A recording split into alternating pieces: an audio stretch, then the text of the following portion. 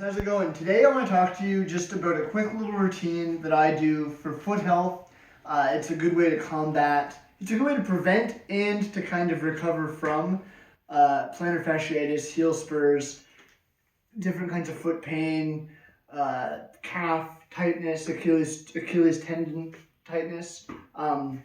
Usually any process that you can use to follow to heal an injury once you've had it. You can also use that same process usually to prevent an injury from occurring in the first place. So I like to use this as preventative maintenance, but if you do have an issue, you can use it to hopefully recover. So what I have here is I have a golf ball and I have a yoga block. You can use anything. Like for what we're going to use this for, you could have a dictionary, a couple textbooks, a novel, just something kind of thick. So you don't need a yoga block. But a golf ball is ideal. Everything we're going to do is going to be on the feet, so if you can just get the camera in kind of on my feet. My face is not important. Everybody who knows me will tell you that. So what you're going to do is you're going to take that golf ball, you're going to put it on the floor, and you're going to rub it with your bottom of your foot. So pretend the bottom of my hand is the bottom of your foot. You have your big toe right here. This is your big toe. You're going to roll that ball from the ball of your big toe to your heel. Back and forth. So you're just self-massaging the tissue of the bottom of your foot. And it's going to look like this. So I'm right there, and I'm just applying pressure, and I'm just going back and forth. From heel to ball of big toe. Somewhat arbitrary how you're going to go about this, but let's say do 8 to 10 passes back and forth, and then you're going to go tissue of the middle of the foot. So the middle toe to the heel, right up the softest part of the bottom of your foot. And again, 8 to 12 passes there. If you feel any knots, as if you would in your back, if you feel any knots, stop, right? Stop on the knot and then go side to side lightly. You can help work out that adhesion in the bottom of your foot.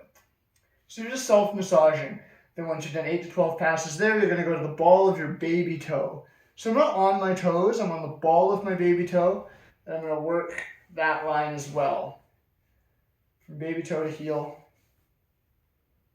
That should feel fantastic in the worst way possible, or it should feel really awful in the best way possible, however you want to look at it.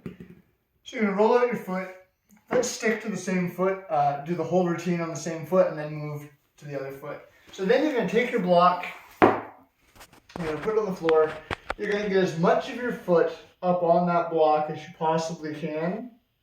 Okay, so the ball we use to massage the bottom of the foot, we're going to use this block to stretch our calves.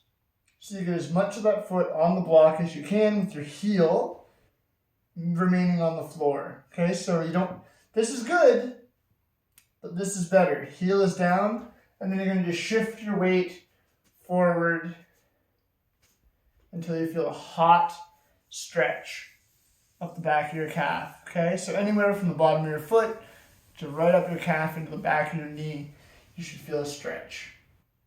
You're gonna hold that stretch for like 30 seconds, okay? Then roll the ball on the other foot, use the block on the other foot.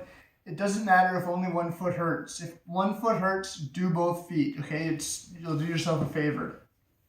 So do both of these techniques on both feet. Then you're going to sit. You're going to spread your toes. So I'm wearing socks. You don't want to look at my feet. You're going to sit with your legs straight. You're going to sit nice and tall. And you're going to spread your toes. So work really hard to spread those toes out and pull your toes back towards your face. So you're going to feel a stretch up your hamstrings, up your calves, all the way up to the bottom of your toes. You're going to feel a stretch. Spread your toes, pull them back toward your face. Hold that for 10-15 seconds. It can be pretty arbitrary. And then push your toes down. So you want to create as much length as you can from your kneecap to the top of that big toe. You're pushing your toes down long. So you're going to feel a stretch up the top of your foot, up your shin. Hold that for 10 to 15. And then pull those toes back and spread them again. Again, hold that for 10 to 15. and then point the toes down again, hold that for 10 to 15. So that's let's say 2 minutes of that. And then this routine should take, with the ball and the block, should take like 4 minutes. So we're 6 minutes in, shouldn't take much more than that. One last thing I want you guys to do is just shoulder width stance with your feet. You're gonna pull those toes back, go out. You can move your whole leg if you need to, but I want you to make as big of a circle as you can. Out, down, in, up. Out, down, in, and up. Do 5 or 6 of those, not too many. And then the other way, down, out, up, and in.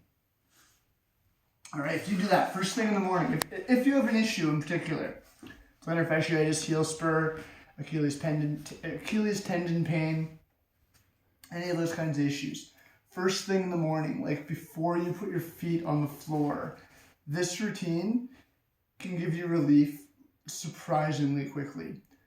Not guaranteed, it's not a magic pill, but I've seen many cases where if this is prescribed, this little routine, keep a golf ball and a thick book on your bedside table and do this shit before you wake up, or after you wake up, but before you get about your day, make this the first thing you do.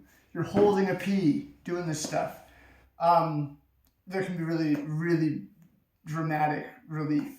And if you're somebody who's going to take up running and you want to avoid those kinds of injuries, plantar fasciitis, this stuff can be good for like shin splints as well. Like those circles are really good shin splint exercise because the muscles required for that dorsiflexion, the pulling up of your toes, it's your shin bone. So this routine can be good for shin splints as well.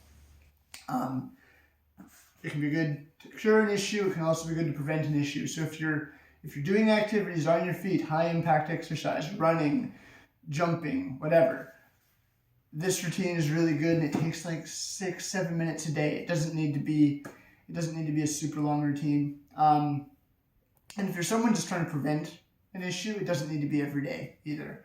But super, super valuable little routine that you can throw in to your existing regimen. Hope you guys are having a great day, and I'll see you guys soon. Don't forget to like and subscribe to the page. Thanks, guys.